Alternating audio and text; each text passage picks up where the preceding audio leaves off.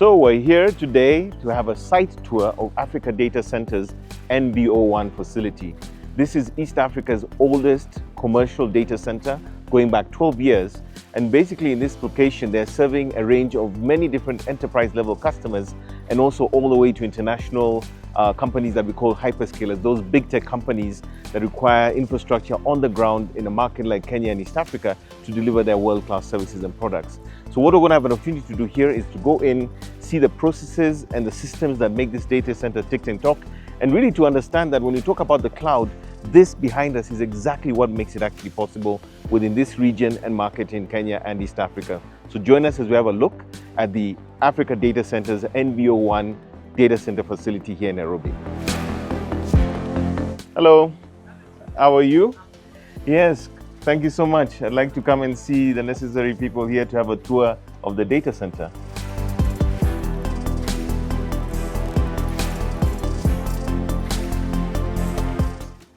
Thank you very much. So now we've just registered and we're now going to go through this gate, and you can see that the security protocols are actually quite serious. Oh, habari yako? Yeah?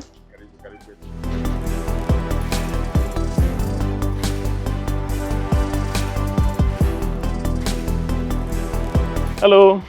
Good afternoon. How are you, Moses? Thank you, Maggie. Nice to meet you. Welcome to Africa Data Centers, Nairobi. Yes, thank you so much. How was your journey here? Good, good. It went really well. Good.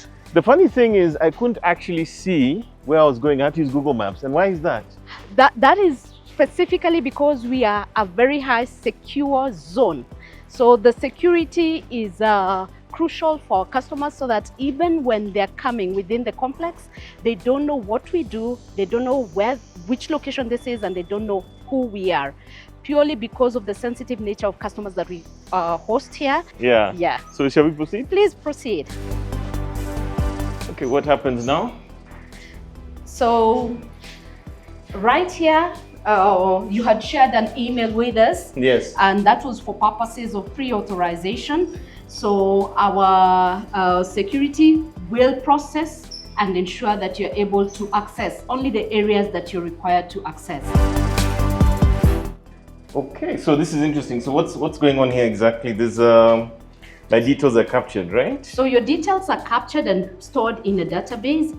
So your next visit becomes much easier because you'll just need to share your ID and she will be able to print for you your badge. But that will come with a pre-authorization through an email that is accessed by herself. So I put this here? Ops team, yes. Okay. So now I'm branded and labeled. You can see my name, my details. So basically every time I come back here, all this information is visible, and therefore they don't need to go through this process again and again. Correct. So, and then right at the bottom, we have a scanning code, and that scanning code will allow you to be scanned on the various floors, and that will give you access to the specific area and your details. If you are allowed or if you're not allowed in various areas, that gives the exact details to the security officer that will be sitting on the various levels. So now we continue. Please, let's proceed. So our facility has 4 data center floors. Each floor has a capacity of 500 square meters, and that is white space. Okay. Yeah, and I think you can see even what we've put on the wall, which is the mural, just to ensure we also do not shout or we don't become very visible in terms of who we are and where we are located and what we do. Okay. Yes. All right. So yet another security check. Yet another security check where you'll get your badge scanned. And once you get the badge scanned, then they're able to tell which floor you've been authorized to access. Okay. So kindly allow us to have you scanned by our security team. So now I'm officially in. You're officially in. So allow me to hand you over to one of my colleagues, Raymond. Hey, hi Raymond. Raymond, How are meet you? Moses. Moses is here for a data center tour. All right, thank you so much, Maggie. Thank you very much. Raymond. Okay. Hey, sir, Raymond, how are you? Hi, fine, thank you. Yeah? You're most welcome to ADC. Thank you My so name much. is Raymond. Yes. I lead the operations team. That's Okay. basically the co-location team, the team that takes care of the data halls, and also the clients within the data hub. Okay. Yes. So we'll start the tour from here. However, I'll request you to don one of these, basically, so that we are able to differentiate you and tell. So you gray is an employee. Yes, basically. And the green is however, for this is visitors. basically to help identify you when you're moving around. So what happens in the monitoring room? So the monitoring room is where we do the 24/7 monitoring. Okay. So we have the security monitoring. That's basically the CCTVs. So we don't have everyone coming in. Yeah, I couldn't do that, could I? Yes. No, it will not work for you. Okay. So this doubles up as the operations room. Okay. So this is where the operations team and the infrastructure team sits. Okay. So basically on this side we have the security monitoring. Okay. And also power monitoring. And then on this other side we have the data center infra management system. Okay. So basically we are monitoring cooling and humidity, general environmentals for each rack. So we have centralized it to a specific rack. Awesome.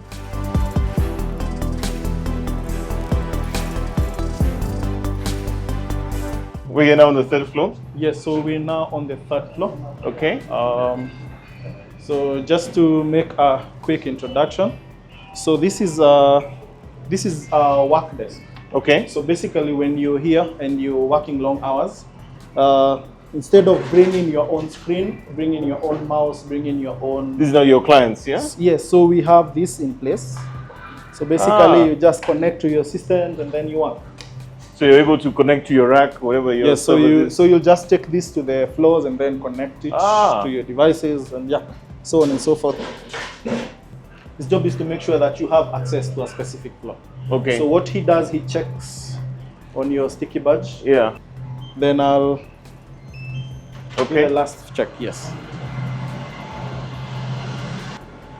So welcome to the data hall. So basically this is it. The data this hall, is where this is where the equipments are running, everything is live. This is a quarter rack, basically. A quarter? Yes, it's a quarter rack. So it comes 1, 2, 3, 4, yeah? Yes, it comes with 2 sources of power. So on each partition has 2 sources of power. So one comes from the west wing and the other comes from, so there's A and B. So that helps us in terms of redundancy. So 2 independent sources, eh? Exactly, yes, Wow. yes. What are these numbers on the wall? So the numbers of them on the wall are to help us. You see, we don't want clients. Some clients don't want people to know they have presence here. So instead of writing, for example, if I was to write, if I was to use company X, so company X is collocated. Instead of labeling the rack company X, you just give it a number. And all this cabling above So us? all this cabling basically is for doing cross connects. Okay. So we have coppers and we have fiber connections for the same. Okay. So we connect the clients to maybe a service provider, maybe to another client, maybe to a governing body for companies that have governing bodies. So we have basically everyone collocated here with us. Okay. Yes. So the front of the rack represents the cold aisle. So the cold air comes from the AC, is pushed under the raised floor, and then comes up, goes into the rack. Most of the equipment, fan blows to the back. Okay. So as the fan blows out, the ACs help push the cold air, hot air to the back. And then you will notice there are small grills on the roof. Yes. At the back of the hot aisle, what we call the hot aisle. Yes. So the cold, hot air okay. rises. Yes. So the hot air rises and then goes up.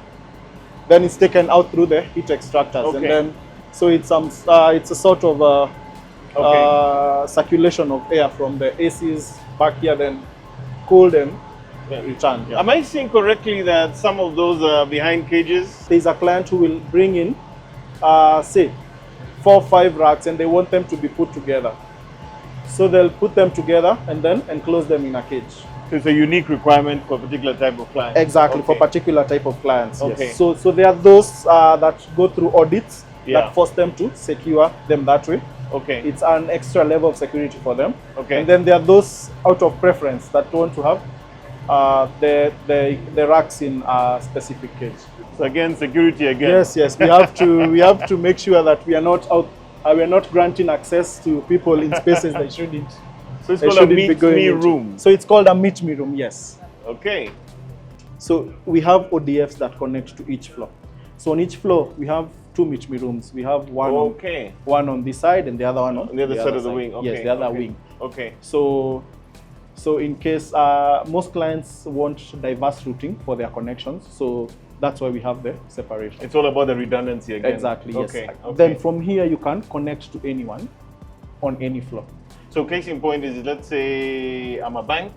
Yes. I put a rack here. Exactly. And let's just say for purposes of interconnecting, let's say to different networks. Yes. Different service providers or networks. Yes. I can bring them all together here. Yes, exactly. Okay. Okay. So we have ISPs that extend their connections to every floor. Wow. But then for those that haven't extended that, we have provision. That's why we have the interflow connection. Oh, correct. Okay, fantastic. So it makes it easy for me to connect to any player on any floor. And if I heard correctly, you have over 100 different networks here at this point. Exactly. So you can plug into any one of those. From the biggest to the smallest. Fantastic. We have them in place, yes. Right. And what happens in the power areas? From the main power sources, they come and they are distributed to the different floors. Okay. And to the different wings. And that's from outside coming in From here? outside coming here, yes. Okay. So this is the UPS room. So this is one of the UPS rooms. Again, redundancy. Redundancy, Two of them on the same floor. yes. So there is A and B. Okay. Yes. So everything is a mirror, yeah? Everything is a mirror. It has to be mirrored, yes, because you see, we are tier 3. So for tier 3, we have to have redundancy. So to adhering to those standards. Yes. So for tier 3, basically, it's concurrent. We have to have facilities that are concurrently maintainable. Okay. So these are the batteries. So these are the actual batteries. UPS. Yes, this is the actual UPS. Yeah. Okay. For the service, yeah. Okay. And of course, there's room for scalability. Yeah. Also, you can add another one here. Exactly. Yes. Okay. And again, also for safety purposes, we just have to have this in place, the fire suppression in place for that. So yeah, on this floor, on the existing floors, we use inner gen gases. That's so the specific one is IG 541. That's a mixture of gases: nitrogen, argon, and carbon dioxide. And this is because this looks like so the radiators. These are the outdoor units that help us emit the heat from the data center. Okay. Yes. Then on this side we have the crack units. These are the AC units that do help us air conditioning. Cooling. Yeah? Yes, Okay. yes, help us cooling. And yes, there are the DX units here. Again, we also have to design them in a way that they are redundant, so they are able to support each other. So in case there is a failure on one of these, then there is one that's able to support it at a given end. Once again, one live, one backup. Exactly. One live, one backup. Exactly, yeah. That's a lot of ACs, eh? Yeah, they are. Is this for the entire facility? No, this is for this floor only. Just this floor? Yes, so for this, this is specifically supporting this floor. Yes. Wow. So let me get this straight, right? Yes. What we've just seen is the AC infrastructure, internal and external, just for this floor. For this floor only. Yes. Unbelievable. And yet there's again more fire suppression. Yes, so this is more fire suppression.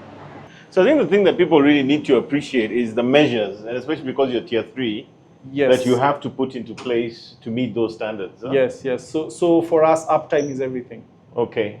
Now the other thing I really wanted us to see, assuming that we've done most of the tour, is the solar capability built in. We'll access the rooftop. Okay. So here we go. So this is the first phase of solar that we did. So it spreads off on the facility rooftop and also on the generator rooms rooftop. So this is the first phase, and then we wanted to expand. Okay. So we opted to list the neighbor's roof as we didn't have enough space. Is that all yours? The neighbor's roof. Yes. Come and check this out. Yeah. So this belongs to us. So all those solar panels are yours as well? Yes. So it comes and integrates into our power system. Great. So now we go down? Yes, so we can go down and see the infrastructure. That's the power. So Moses, I'll hand you over to Jason the data center manager. Okay. So he will do the power part, the power and infrastructure. Okay, thanks so much for taking us through. Thank you, much appreciated. Yeah. Over Hi. to you, Mr. Jason. How are you? Nice to meet you. So we got a power room separate from the data center building. Yeah. And the power room, or the power area, those are the areas now that houses the generators, the electrical substation, and all that power is taken to the building via an underground tunnel somewhere there. Okay. We have a whole substation, electrical substation, you can see there. If you look at this substation, it has two compounds. The inner compound belongs to the provider, that is KPLC. Okay. So KPLC gives us power on two legs or two lines. Oh, okay. And we receive power at 66 kV from different substations. One is from the Nairobi South substation, and the other one is from the line that supports the airport. Oh, okay. So we get two lines, and that is the inner compound. That's their hands-off point. Yes. So we pick the two lines, and then through that array of switch gear to this transformer. Yes. If you look at these buildings, there's that building labeled TX1, 2, 3, and 4. Yes. Now those are transformers. Now they're utility transformers. So from 11 kV, now we step it down further to 415 volts. Okay. Now that's the usable power. Which can go into the equipment and all that. Yes. And we've done 4 of them so that we provide redundancy. 2 are supporting 2 floors on the data hall. Then the other 2 transformers are supporting a separate 2 floors on the data hall.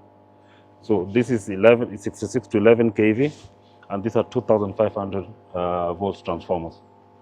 So after we've stepped it down to 415, now it goes through other switching gear that includes voltage stabilizers, bypass panels. So now you're cleaning the power. Yeah, you're cleaning the power.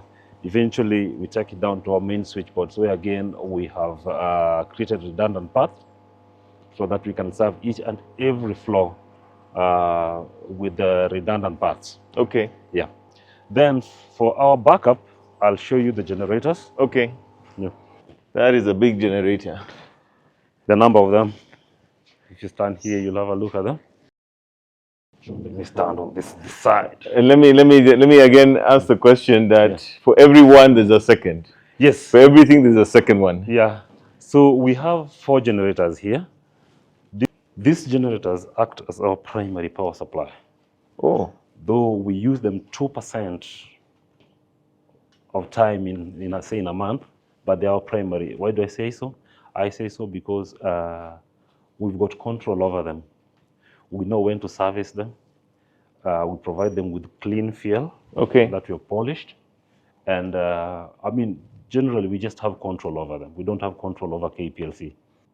So in a way, this is almost like your primary, and then Kenya Power is your secondary. Yes, but of course, for practical purposes, we on Kenya Power, but you're always more concerned about what's happening with these. Correct. Yeah. So these lines of fuel you see here. Oh, this for fuel, eh? Yeah, these generators don't have underbelly tanks. They don't have inbuilt tanks. So they use tanks which we have located in another room. Okay. So we have underground fuel storage tanks that has a capacity of 60,000 liters. What? Again, we're doing things in twos for redundancy. So we have got 2 times 30,000 liters, feeding 2 times 3,000 liters day tanks. Now those day tanks are now what feed the generators. So we pump from the underground to the day tanks. Then from the day tanks, now fuel flows through these pipes via gravity to the generator because the day tanks are raised. Yeah. Wow. That involves a lot of details. But just like I said, we get from 66, stepped it down to 11, stepped it down further to 415. Yeah. Then it passes through voltage stabilizers. It passes through synchronizing panels where the generator power and the KPLC power merge. It passes through the sync panels. Okay. And then now to the distribution panels. So being at tier 3, we are supposed to observe 100% redundancies on critical services. That is power, cooling, all those. We should never go down. Excellent. Yeah. Great. Thank you so much Thank for you the very much. tour. We really appreciate it. Thank you very much. And we appreciate the detail that goes into making sure that this data center operates at a high standard. Thank you very much. All right. We'll see you Thanks so again. much. Thanks, guys. So we've just had that amazing tour of the Africa Data Center's NBO1 location. This is an incredible data center. We've seen everything from the monitoring room through to the halls where the actual infrastructure is placed in terms of the servers and the racks. We've gone as far as seeing the air conditioning system. We've seen also the generators and how they pull in power using their own substation from Kenya Power. But really, at the end of it, I think it's just like what I like to call a symphony of complexity that we're seeing at this location, being Africa Data Center's NBO1 data center. I hope you've enjoyed it. I hope you learned something valuable. And more importantly, we'll keep sharing with you interesting stuff that we think makes a lot of sense from a technology perspective right here on the Pure Digital Passion podcast with me, Moses Kimibaro. We'll catch you in the next one.